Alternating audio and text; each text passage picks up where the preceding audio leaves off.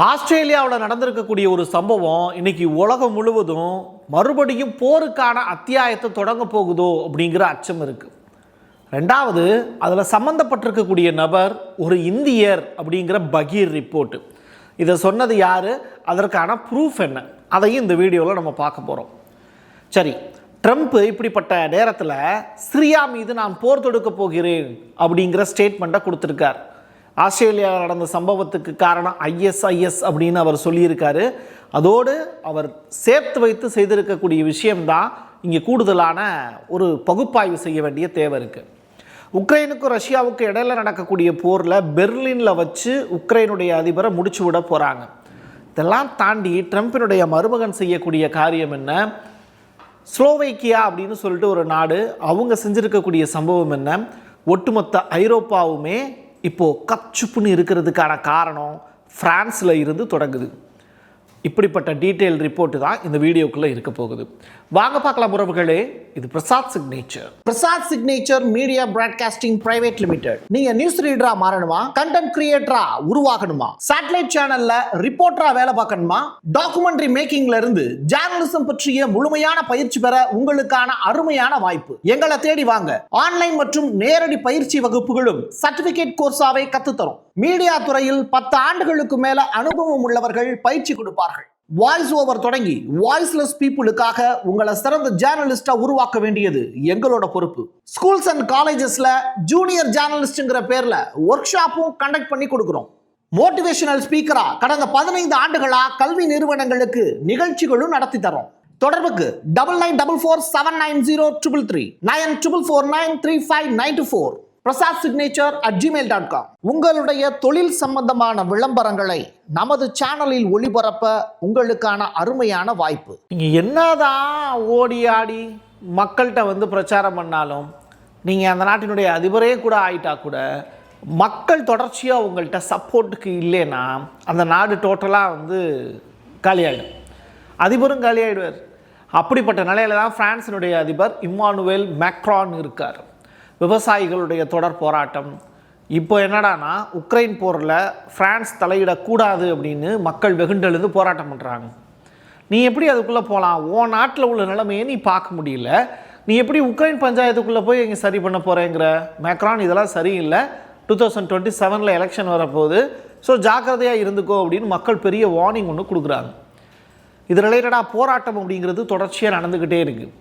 So Macron இந்த விஷயத்தில் கொஞ்சம் தள்ளி நின்றுக்குவோம் அப்படிங்கிற முடிவுக்கு வந்திருக்கார்.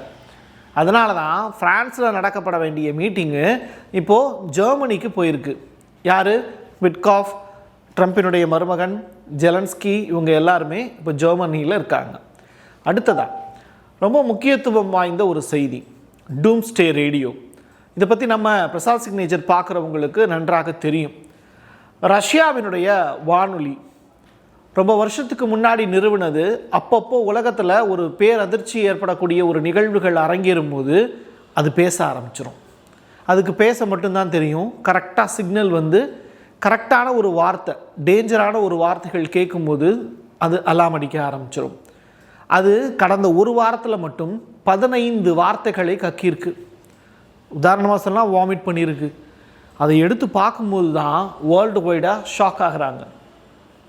UAV 76 அப்படிங்கிற அந்த வானொலி இப்போ வெளியிட்டு இருக்கக்கூடிய போர் செய்திங்கிறது ரொம்ப ரொம்ப முக்கியத்துவம் வாய்ந்தது. அது ஐரோப்பாவிலையும் அந்த ப்ராப்ளம் இருக்குது, சிரியா மீதும் அந்த ப்ராப்ளம் இருக்குது அப்படிங்கிற ஸ்டேட்மெண்ட்டை சொல்லியிருக்காங்க. அதனுடைய விளைவு இப்போ என்ன தெரியுமா? சிரியா மீது ட்ரம்ப் போர் தொடுக்க போகிறாருங்கிற செய்தி இப்போ உண்மையாக இருக்குது. ஐரோப்பா இப்போ பதற்றமான ஒரு நிலையில் இருக்குது. ரஷ்யா பொறுத்து பார்த்தது போதும் அப்படின்னு சொல்லி பொங்கி எழக்கூடிய நிலைக்கு தள்ளிடுவாங்களோ அப்படிங்கிற அச்சம் இருக்குது. இந்த 2 செய்தி நம்முடைய காதுபட கிடைத்தது. மீதி இருக்கக்கூடிய 13 செய்தியும் ரஷ்யா பொத்தி பாதுகாத்துக்கிட்டு இருக்கு. அது என்ன விஷயம் அப்படிங்கிறது தெரியல. அடுத்ததாக ரொம்ப முக்கியத்துவம் வாய்ந்தது, நான் தான் சொன்னனே, அந்த வானொலியிலேருந்து கிடச்சிருக்கக்கூடிய தகவல் அப்படிங்கிறது ஒரு நாட்டுக்கான பேராபத்துக்குரிய செய்தியாக இருக்கலாம். உக்ரைன் முழுவதும் பவர் கட்டு, நாடு முழுவதும் பதற்றமான நிலை நிலவுது. உக்ரைன் நாடாளுமன்றத்திலையும் அடித்து நாறிக்கிட்டு இருக்காங்க. எம்பிக்கள் ஒருத்தருக்கு ஒருத்தர் அடிச்சுக்கிட்டு இருக்காங்க. அந்த காட்சிகளை நீங்கள் பார்த்துருப்பீங்க. இப்படிப்பட்ட நிலையில் உக்ரைனில் பவர் கட் அப்படிங்கும்போது மக்கள் ஒரு அசாதாரண சூழ்நிலையில் தள்ளப்படுறாங்க. ஐயோ என்ன நடக்க போதோ தெரியலையே அப்படிங்கிற பயம் அவங்களுக்குள்ளே இருக்குது. பெரிய சம்பவம் நடக்க போகுது அப்படின்னு சமூக ஊடகங்களில் அவங்க போடக்கூடிய பதிவுகள் தான் ரொம்ப பாவமாக இருக்குது. பாவம் அந்த மக்கள் என்ன பண்ணுவாங்க? இப்படிப்பட்ட நிலையில் 5700 கோடிகளில் பாகிஸ்தானுக்கு உதவிக்கரம் நீட்ட சொன்ன ட்ரம்ப்பினுடைய மருமகன், தன்னுடைய மருமகன் சொல்லக்கூடிய விஷயத்தை தான் இப்போது ட்ரம்ப் வந்து கேட்டுக்கிட்டு இருக்கார். அதனுடைய விளைவையும் இப்போ அனுபவிச்சுக்கிட்டு இருக்கார். முனீருக்கும் ஷெபாஸ் ஷெரீஃபுக்கும் 5700 கோடி ரூபாய் மதிப்பிலான F-16 போர் விமானங்களை அள்ளி கொடுத்தார். அதனுடைய விளைவு பாகிஸ்தான் இப்போ என்ன பண்ணியிருக்காங்கன்னா, நவீத் அக்ரம் அப்படிங்கிற நபரை வச்சு பாகிஸ்தானுடைய குடிமகன் ஒருத்தரை ஆஸ்திரேலியாவுக்கு அனுப்பி ஆஸ்திரேலியாவில் யூத திருவிழா, நோவா திருவிழா இருக்குல்ல, அந்த திருவிழாவில் பார்ட்டிசிபேட் பண்ண வைக்கிறாங்க. லாஸ்ட்டில் பார்த்தா அவர் துப்பாக்கியை வச்சு 16 பேரை கொலை செஞ்சிடுறார். அந்த செய்தி நான் உலகம் அறிந்த செய்தி தான். போண்டிங்கிற கடற்கரை துப்பாக்கி சூட்டுக்கு சொந்தக்காரர் ஒரு பாகிஸ்தானியர் அப்படிங்கிற செய்தி இப்போ வலம் வருது. இப்போ ட்ரம்ப் யோசிக்கிறாரு, ஐயோ நம்மளே காசு கொடுத்து, நம்மளே துப்பாக்கி வாங்குறதுக்கு காசு கொடுத்து அதை சுடுறத ஒருத்தர் அனுப்பி வச்சுருக்காங்க, அந்த வேலையை இப்போ நம்ம நாட்டிலே வச்சு பண்ணிட்டாங்களே, நம்ம யூதர்களையே கொண்டுட்டாங்களே அப்படின்னு ட்ரம்ப்பினுடைய மருமகன் வந்து கவலைப்படுறார். ஏன்னா அவர் ஒரு யூதர். மற்றொரு உண்மை, ரொம்ப ஷாக்கான உண்மை என்னென்னா, இந்த போண்டி கடற்கரை தாக்குதலுக்கு சொந்தக்காரர் ஒரு இந்தியர் அப்படிங்கிறாங்க. ஏன்னாப்பா ஒன்று பாகிஸ்தானியர்னு சொல்லு, இல்லை இந்தியர்னு சொல்லு, ரெண்டுமே அப்படின்னா நாங்கள் எதைத்தான் நம்புறது அப்படின்னு நீங்கள் நினைக்கிறது எனக்கு புரியுது. இருவேறுபட்ட செய்திகள் கிடச்சிருக்கு. சரியா? முதல்ல இந்த 2 செய்திகள் என்னங்கிறத நீங்கள் முதல்ல தெரிஞ்சுக்கோங்க. அதற்கு பிறகு அஃபீஷியலாக டிக்ளேர் பண்ணுவாங்க இவங்க தான் செஞ்சாங்க அப்படின்னு. இப்போதைக்கு 2 நாட்டையுமே சந்தேகப்படுறாங்க வேர்ல்டு வைல்டு பாலிட்டிக்ஸில் தெரிஞ்ச நபர்கள். எப்படின்னா, அவருடைய இந்த பையன் வந்து ஒரு இஸ்லாமியர், இந்த பையனை தடுத்து நிப்பாட்டினவரும் 16 பேருக்கு மேலே கொல்லப்படக்கூடாது அப்படின்னு சொல்லி துடிச்சவரும் ஒரு இஸ்லாமியர், அகமத் அப்படிங்கிற நபர் இப்போ ஹாஸ்பிட்டலில் அட்மிட் ஆகி நிற்கார். அப்போது ஏதோ ஒரு மதத்தை வந்து ஒட்டுமொத்தமாக குறை சொல்வது அப்படிங்கிறது நோக்கம் இருக்கக்கூடாது. நமக்கு ஒரு தனிப்பட்ட நபர், அந்த தனிப்பட்ட நபர் செய்யக்கூடிய விஷயம், அந்த தனிப்பட்ட நபர் செய்கிறது தப்பு அப்படின்னு அவரை தடுக்கக்கூடிய இன்னொரு நபரும் இஸ்லாமியராக தான் இருந்திருக்கார். அப்போது நீங்கள் இதில் மதம் வரக்கூடாது, ஒரு தனிப்பட்ட 2 மனிதர்கள், அவ்வளோதான். தந்தை இந்தியருங்கிறாங்க, தாய் வந்து இத்தாலியர் அப்படிங்கிறாங்க. இதை யார் சொன்னா? ஆஸ்திரேலியாவினுடைய அண்டை வீட்டார், இவருக்கு பக்கத்து வீட்டுக்காரங்க ஒருத்தவங்க இருப்பாங்கல்ல, அவங்கக்கிட்ட பேட்டியாக அவங்க கொடுத்துருக்காங்க. இதுக்கெல்லாம் என்ன ப்ரூஃப் இருக்குது அப்படிங்கிற கேள்வி உங்களுக்குள்ளே இருக்கும். அதை தான் இப்போ நான் ப்ளே பண்ண போகிறேன். Background is Indian and Italian, like at least, yeah. So it's not Italian, right? Yeah, it's not Italian. Yeah. Dad's Indian, yeah. Yeah. So mate, I mean, of all the people, you wouldn't. What are victim? One thing that we used to talk about was he was licensed for firearms. Yeah. So I think that is one of the things that sort of needs to be. ஆஸ்திரேலியாவில் அந்த துப்பாக்கியை வச்சு அத்தனை பேரையும் வந்து கொலை செஞ்சார்ல, அவர் வீட்டுக்கு பக்கத்தில் இருந்தவர் தான் இவர். அவர் தான் வந்து பேட்டி கொடுக்குறாரு. அவர் வந்து தந்தை வந்து பார்த்திங்கன்னா ஒரு இந்தியர் அப்படின்னு. இந்த ஸ்டேட்மெண்ட்டு இன்னும் நிறையா பத்திரிகைகள் நம்ம பேசிக்கிட்டு இருக்கிற வரைக்கும் சேட்டலைட் சேனல்களில் கூட வெளியில் வரல. இது முக்கியமாக நமக்கு கிடச்சிருக்கக்கூடிய எவிடன்ஸ். ஸ்லோவேக்கியாவினுடைய பிரதமர் ராபர்ட் பிகோ அவர் ஒரு ஸ்டேட்மெண்ட் சொல்லியிருக்காரு. நம்ம எங்கே போகிறோம்? இப்போது உக்ரைனுக்கு போகிறோம். உக்ரைனுக்காக ஐரோப்பாவினுடைய எதிர்காலம் அப்படிங்கிறது அழிஞ்சு போச்சு. உக்ரைனுங்கிற ஒரே ஒரு நாட்டுக்காக, அவங்க நேட்டோவில் சேரணுங்கிறதுக்காக ஒட்டுமொத்த ஐரோப்பாவினுடைய வீழ்ச்சியை நம்ம பார்த்துக்கிட்டு இருக்கோம். பகுத்தறிவுள்ள மக்களாக இருந்தாங்க யார்? யூரோப்பியன் யூனியன் மக்கள். பொருளாதார மந்த நிலையிலால் இன்றைக்கி அவங்க சீர்கெட்டு போயிட்டாங்க. காசு இல்லை அப்படின்னா ஒரு மனுஷனை வந்து எந்த அளவுக்கு வந்து அவனை கீழே தள்ளி வீழ வைக்கும் அப்படிங்கிறதுக்கான உதாரணம் தான் இது. அவருடைய ஸ்பீச்சில் ரொம்ப நம்ம முக்கியத்துவமாக கவனிக்க வேண்டியது இதுதான். ஏன்னா மக்கள்கிட்ட காசு இல்லை, அப்போது தப்பான பாதையை நோக்கி அவனை தள்ளுறாங்க அப்படின்னு அவங்க சொல்கிறாங்க. இது உடனடியாக நிறுத்தப்படணும் அப்படிங்கிற ரெக்வஸ்ட்டையும் ஸ்லோவேக்கியாவினுடைய பிரதமர் ராபர்ட் பிகோ ஒரு சூப்பர்வான ஸ்டேட்மெண்ட்டாக கோடிட்டு காட்ட வேண்டிய ஒரு செய்தியாக இதை மக்கள் நீங்கள் புரிஞ்சுக்கணும். அடுத்ததான், சிரியாவில் பெரும் சேதம் ஏற்படும் அப்படின்னு ட்ரம்ப் வந்து எச்சரிக்கை விடுத்திருக்கார். ஐயோ பாவம், இப்படி ஒரு சம்பவம் நடக்கும் அப்படின்னு அல்சாரா எதிர்பார்த்துருக்கவே மாட்டார். ஒரு பீரியடில் வந்து அந்த நாட்டினுடைய அதிபரை துரத்தி விட்டுட்டு அதற்கு பிறகு அந்த நாட்டில் ஆட்சி பண்ணிக்கிட்டு இருக்கக்கூடியவர் தான் அல்சாரா. அல்கொய்தா இயக்கத்தை சேர்ந்து அதற்கு பிறகு வந்து ட்ரம்ப்பால் தேடப்படக்கூடிய நபராக அறிவிக்கப்பட்டவர் தான் அவர். இப்போ என்னென்னா ட்ரம்ப்பினுடைய மாளிகைக்கே போய் 2 பேரும் நட்புறவு பாராட்டக்கூடிய நிகழ்வுகள்லாம் அரங்கேறிச்சு. அடிமையாக மாறிட்டோம், கடைசி வரை அடிமையாகவே இருப்போம் அப்படிங்கிறது அல்சாரா நம்பிக்கையாக இருக்கலாம். ஆனால் விதி யாரை விட்டுச்சு? சிரியாவில் இருக்கக்கூடிய சூழல் வந்து அங்கே ISIS இருக்காங்க அப்படிங்கிற ஒரு விஷயம்.